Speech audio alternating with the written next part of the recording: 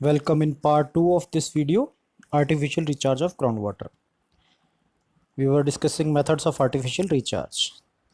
Methods of artificial recharge, अब artificial recharge की जो टेक्निक्स हैं उनको दो पार्ट में डिवाइड कर रखा है हमने, मोस्टली डायरेक्ट रिचार्ज और इनडायरेक्ट रिचार्ज।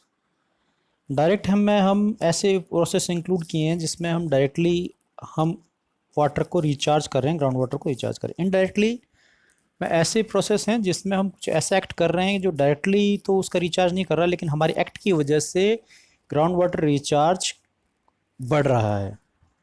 वो हम आगे जैसे जैसे इसको समझाऊंगा तो आपको क्लियर हो जाएगा। नाउ डायरेक्ट रिचार्ज जो है उसमें वो दो टाइप का है, सरफेस या सब सरफेस रिचार्ज। सरफेस जिसको स्प्रेडिंग सिस्टम भी बोलते हैं, इसमें क्या है, चार प्रोसेस हैं: फ्लडिंग, बेसिन्स और percolation tanks, stream augmentation and fourth one is ditch and furrow system. Sub surface में तीन पार्ट हैं: recharge well, recharge pit and और शाफ्ट, और तीसरा है डग वेल। सरफेस स्प्रेडिंग में हम वाटर को सरफेस के ऊपर स्प्रेड कर रहे हैं, ग्राउंड सरफेस के ऊपर, और सब सरफेस में हम ग्राउंड सरफेस से थोड़ा नीचे कुछ एक्टिविटी कर रहे हैं जिससे की वजह से ग्राउंड वाटर का रिचार्ज बढ़ रहा है।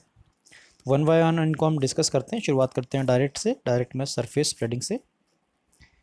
Surface spreading method, these methods are suitable where large area of basins is available and aquifers are unconfined without impervious layer above it। Surface spreading वही काम की है, सरफेस जैसे नाम से क्लियर है कि हम सरफेस के ऊपर वाटर को फैला देते हैं और धीरे धीरे जैसे रेन वाटर इनफिल्टर होता है वैसे ही वो सरफेस का वाटर इनफिल्टर होके और सरफेस के अंदर जाता है और ग्राउंड वाटर का पार्ट बन के वाटर टेबल को बढ़ाता है। ये मेथड उस जगह काम का है जहाँ पर बहुत बड़ा एरिया हमें अवेलेबल है ओपनली, और जो ऊपर की लेयर है वो इम्परवियस लेयर है,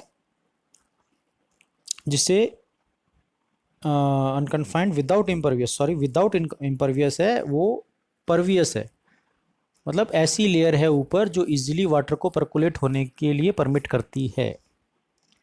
second, the rate of infiltration depends on the nature of top soil. If soil is sandy the infiltration is higher than those of silty soil. जो ऊपर की टॉप लेयर है सॉइल की वो infiltration की मदद करने वाली होनी चाहिए। वो सैंडी सॉइल अगर होगा तो इजीली इनफिल्ट्रेशन हो जाएगा, उसकी जगह अगर सिल्टी या क्ले की कोई लेयर होगी तो उसमें परमिएबिलिटी कम होगी, तो वो वाटर को नीचे परकुलेट होने नहीं देंगी और रिजल्ट क्या होगा, ग्राउंड वाटर का रिचार्ज नहीं हो पाएगा।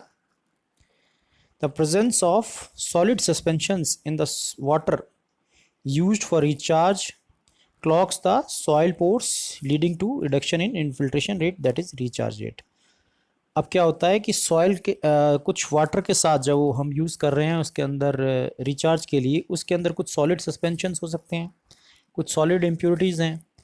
वो जब हम उसको किसी सरफेस के ऊपर फैला रहे हैं तो वो इम्प्योरिटीज़, वो सॉलिड सस्पेंशंस उस सरफेस के ऊपर, उस सॉइल के सरफेस के ऊपर एक लेयर बना लेंगे और वो लेयर उन पोर्स को कवर कर देगी जिनसे वाटर अंदर इनफिल्टर हो रहा था, उन पोर्स को रोक देगी, क्लोक्स बना देंगी उसमें, तो जिसकी वजह से वाटर अंदर इनफिल्टर नहीं हो पाएगा और जिसकी वजह से इनफिल्ट्रेशन रुकेगा और इसकी वजह से रिचार्ज ऑफ ग्राउंड वाटर रुक जाएगा।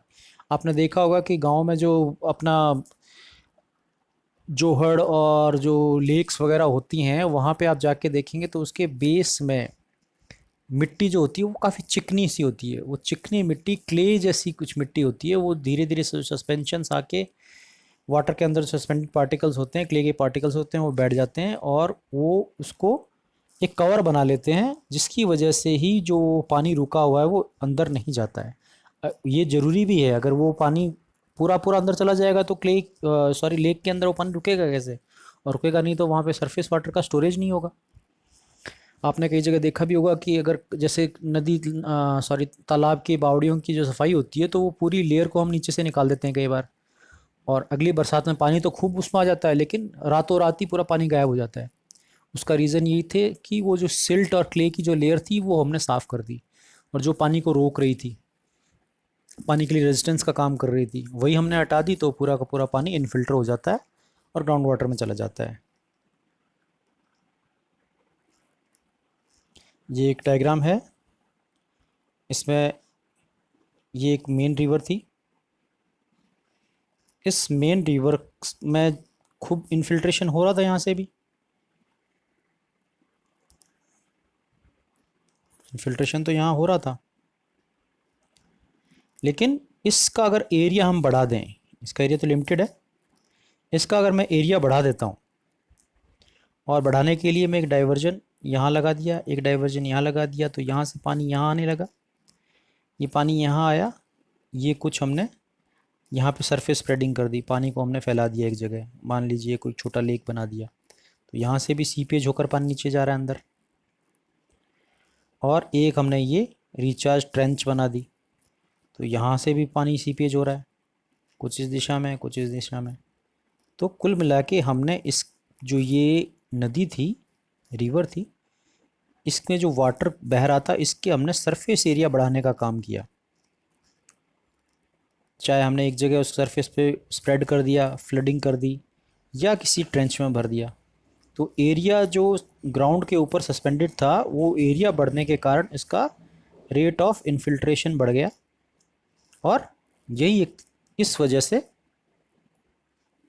रिचार्ज ऑफ ग्राउंड वाटर बढ़ गया।